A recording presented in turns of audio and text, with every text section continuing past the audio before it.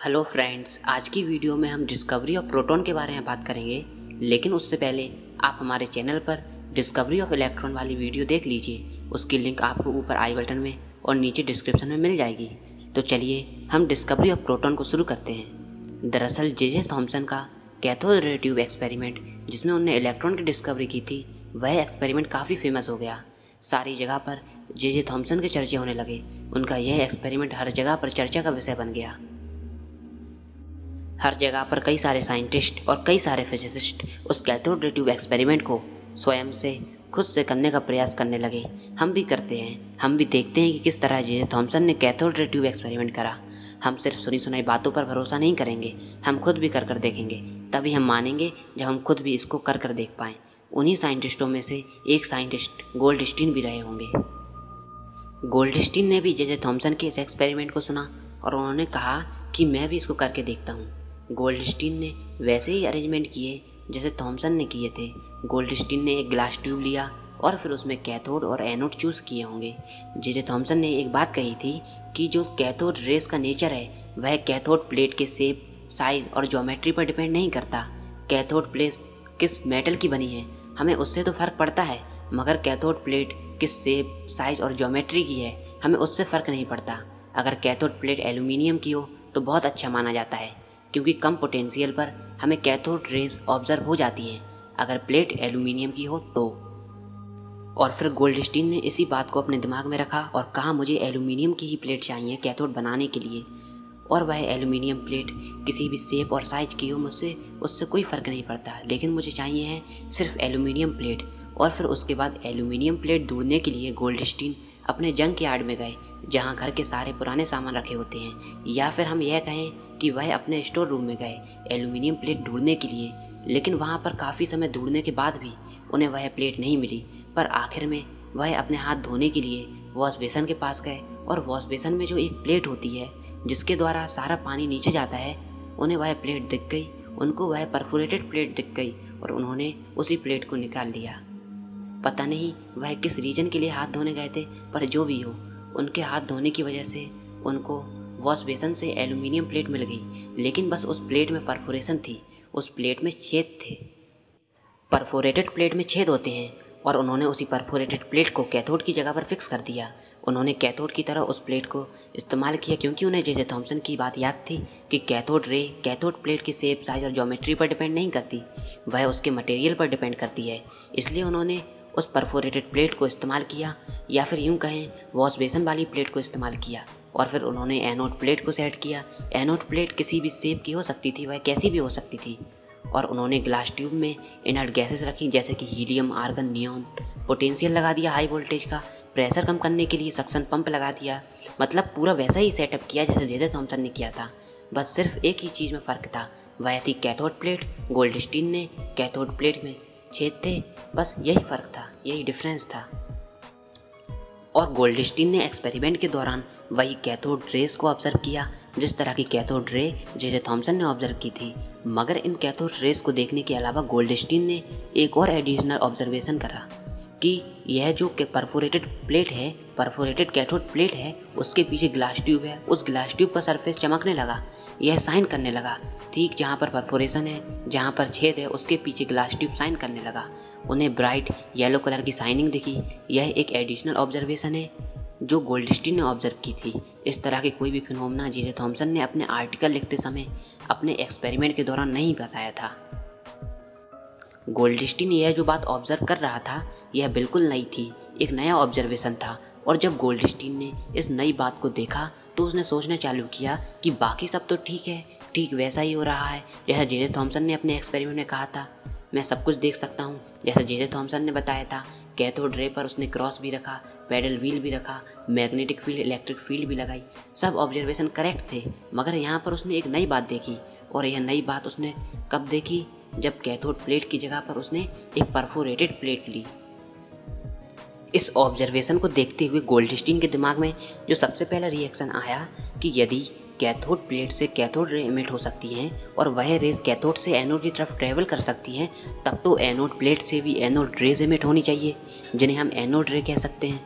और यह raise anode से कैथोड की तरफ मूव होनी चाहिए, तो गोल्डस्टीन ने एनोड रेस के कंसेप्ट रखा और अपना एक्सपेरिमेंट सबको दिखाया। लेकिन फिर सबने गोल्डस्टीन से यह सवाल किया कि अगर आप इसको एनोड रेस कह रहे हैं तो इसके बारे में हमें और भी तो बताइए। जे थॉमसन सिर्फ कैथोड रेस कहकर थोड़ी ना रुके थे, उन्होंने अपने एक्सपेरिमेंट किए, उसके कैरेक्टरिस्टिक बताए, इलेक्ट्रॉन की डिस्कवरी की। तो आप भी तो एनोड रेस के बारे में कुछ और बताइए, आप भी तो कुछ एक्सपेरिमेंट करिए जैसे जे थॉमसन ने किए थे, जिससे कि एनोड रेस के एग्जिस्टेंस को प्रूव करा जा सके।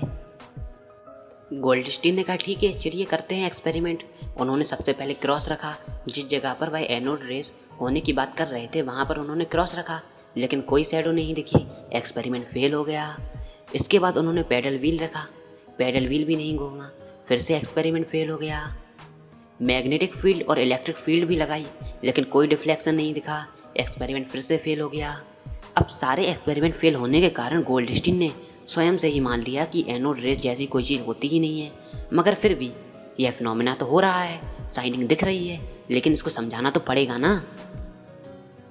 गोल्डस्टीन ने इसके बारे में सोचा और समझाने की कोशिश की। उन्होंने कहा एटम होता है न्यूट्रल, एटम होता है इलेक्ट्रिकली न्यूट्रल, मतलब एटम पर ना तो कोई नेगेटिव चार्ज है और ना तो कोई पॉजिटिव चार्ज है, लेकिन इस एटम के अंदर नेगेटिवली चार्ज पार्टिकल इलेक्ट्रॉन होता है और इन इलेक्ट्रॉन को बाहर भी निकाला जा सकता है, और इन इलेक्ट्रॉन के बाहर निकलने से ही हमें कैथोड रेज ऑब्जर्व हो रही हैं। और यदि एटम इलेक्ट्रिकली न्यूट्रल है और उसमें से इलेक्ट्रॉन बाहर निकल रहा है, इसका मतलब निश्चित ही एटम के अंदर पॉजिटिवली चार्ज पार्टिकल भी होना चाहिए। एटम के अंदर नेगेटिवली चार्ज पार्टिकल के साथ साथ पॉजिटिवली चार्ज पार्टिकल होना भी कंपलसरी है, तभी तो एटम इलेक्ट्रिकली न्यूट्रल हो सकता है। अब यहाँ पर क्या हो रहा है कि ग्लास ट्यूब के अंदर है गैस, ग्लास ट्यूब के अंदर जो फास्ट मूविंग इलेक्ट्रॉन है वह गैस एटम से टकराते हैं, तो गैस एटम के अंदर के इलेक्ट्रॉन को नॉकआउट कर देते हैं, उनको बाहर फेंक देते हैं, और गैस एटम के इलेक्ट्रॉन नॉकआउट हो जाने की वजह से गैस एटम पर पॉजिटिव चार्ज आ जाता है। उन्होंने समझाया जब fast moving electron gases atom से टकराएंगे तो गैस एटम के अंदर के इलेक्ट्रॉन को नॉकआउट कर देंगे, उनको बाहर फेंक देंगे। खुद तो हाई वेलोसिटी से हैं ही, लेकिन टकराते हुए अपने संग गैस एटम के इलेक्ट्रॉन को भी लेकर जाएंगे, खुद तो बाहर जाएंगे ही, उसको भी साथ लेकर जाएंगे। तो इस तरह जब गैस एटम के इलेक्ट्रॉन बाहर आ जाएंगे तो उसके पास पॉजिटिव चार्ज आ जाएगा, और फिर यह positively charge gas atom negatively charge cathode plate की तरफ अट्रैक्ट होगा, क्योंकि कैथोड पर नेगेटिव चार्ज होता है और गैसियस एटम पॉजिटिव चार्ज है, तो एक दूसरे के पास आने लगेंगे और उससे टकरा जाते हैं। अगर वह प्लेट बिल्कुल फ्लैट हुई तो पॉजिटिव नेगेटिव एक दूसरे को डिस्ट्रॉय कर देंगे, न्यूट्रल हो जाएंगे, लेकिन अगर प्लेट परफोरेटेड हुई, उसमें छेद हुए, तो पॉजिटिवली चार्ज गैसियस एटम अपने हाई मोमेंटम की वजह से कैथोड प्लेट के उस पार चले जाएंगे, और क्योंकि मोमेंटम हाई है तो वह ग्लास सरफेस से टकराते रहेंगे और कंटिन्यूसली ग्लास सरफेस से टकराएंगे। बहुत सारे positively charge gaseous atom glass surface से टकराने की वजह से ग्लास का सरफेस हीटअप हो जाएगा और हमें कंटिन्यूसली शाइनिंग दिखेगी। तो गोल्डस्टीन ने कहा कि डेफिनेटली कुछ इस तरह का फिनोमेना यहाँ पर हो रहा है, मगर यहाँ पर एक और बात हुई, इलेक्ट्रॉन के नॉकआउट हो जाने की वजह से गैसियस एटम पॉजिटिवली आयनाइज हो गया। तो यह कैसे हुआ? एटम तभी तो पॉजिटिवली आयनाइज होगा जब उसके अंदर पॉजिटिवली चार्ज पार्टिकल हो। तो फिर गोल्डस्टीन ने बताया कि एटम के अंदर पॉजिटिवली चार्ज पार्टिकल भी होता है नेगेटिव चार्ज पार्टिकल के साथ। और फिर गोल्डस्टीन ने अलग अलग गैसों से इस एक्सपेरिमेंट को करा, जैसे कि helium, argon, neon, oxygen, nitrogen, और फाइनल में उसने हाइड्रोजन गैस को चुना। और उसने ऑब्जर्व किया कि जब हाइड्रोजन गैस आयोनाइज होती है तो उसके पास मिनिमम पॉजिटिव चार्ज आता है मिनिमम मास के साथ, और उस समय यह बात सबको पता थी कि हाइड्रोजन के पास सबसे कम मास होता है, सबसे कम साइज भी होता है। गोल्डस्टीन ने कहा कि हाइड्रोजन के पास एक इलेक्ट्रॉन होता है, और अगर उसमें से हम एक इलेक्ट्रॉन बाहर फेंक दें तो उसके पास सिर्फ एक पॉजिटिव चार्ज बचेगा, जिसके पास मिनिमम मास और मिनिमम चार्ज होगा। और फिर उन्होंने इस मिनिमम यूनिट पॉजिटिव चार्ज को प्रोटॉन का नाम दिया, और यही थी डिस्कवरी ऑफ प्रोटॉन। और फिर उसके बाद गोल्डस्टीन ने प्रोटॉन के चार्ज और उसके मास को भी कैलकुलेट किया। उन्होंने कहा कि प्रोटॉन पर उतना ही चार्ज होता है जितना इलेक्ट्रॉन पर होता है, बस उसका नेचर अपोजिट होता है। इलेक्ट्रॉन पर -1.6 इंटू 10⁻⁻19 कूलम होता है, लेकिन प्रोटॉन पर +1.6 इंटू 10⁻⁻19 कूलम होता है। बस साइन अपोजिट है, नेचर अपोजिट है। इसके बाद गोल्डस्टीन ने प्रोटॉन के मास को भी कैलकुलेट किया, क्योंकि इलेक्ट्रॉन का मास हमको मालूम था और हाइड्रोजन गैस का मास भी हमको मालूम था। तो हाइड्रोजन गैस के मास से इलेक्ट्रॉन के मास को सब्ट्रैक्ट कर दिया, माइनस कर दिया, तो प्रोटॉन का मास मालूम पड़ गया। तो इस तरह गोल्डस्टीन ने मास ऑफ प्रोटॉन बताया।